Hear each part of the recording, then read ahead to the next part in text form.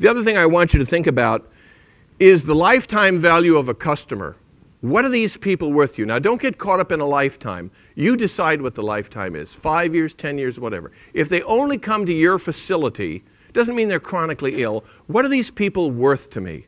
I'll give you an example again from another hospital that we spoke at. They were going to close down the nursery or something. What is it? Is it obstetrics? Is that what were deliveries? Right? So they were going to close down the obstetrics department. And they had the chief nursing officer, thankfully, I think was a Wharton nurse graduate. And she spoke up in this meeting and said, I'm not sure we want to do this. Because I don't know, they were losing money or they were just breaking even or whatever, and they wanted to focus on cancer care or something. She said, you know, I don't think we want to do this, because what is the happy part of the hospital?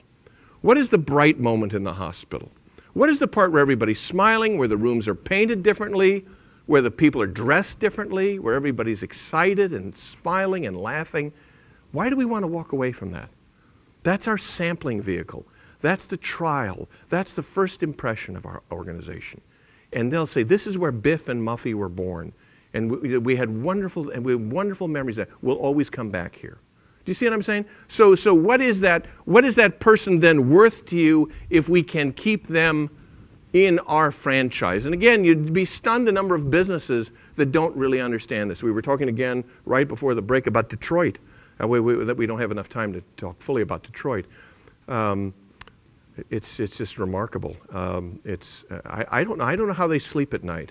I don't know anybody here from Detroit, so I'll be careful. I say, okay, so I'm sorry.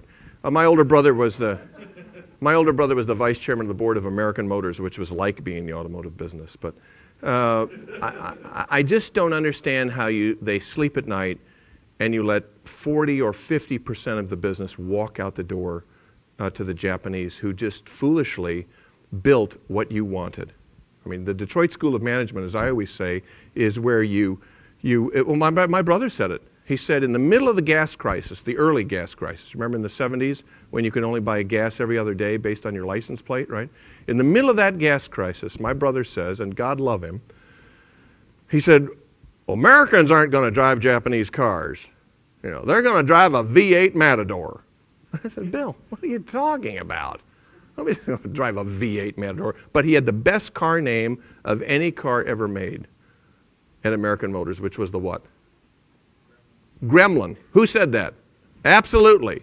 The best car name in American automotive history, the Gremlin. Because if there's anything wrong in a piece of equipment, there's a gremlin in it. They named the whole car a Gremlin, and then they cut the back half of it off, right?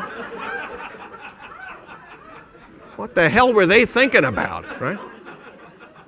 The Japanese are probably sitting there thinking, oh man, do these people not know what they're doing or what? Well, that's what they're doing. We're building V8 Matadors. I mean, I heard it on the news last night. They're talking about GM. Well, GM's got all these big truck bodies. What the hell are you thinking about?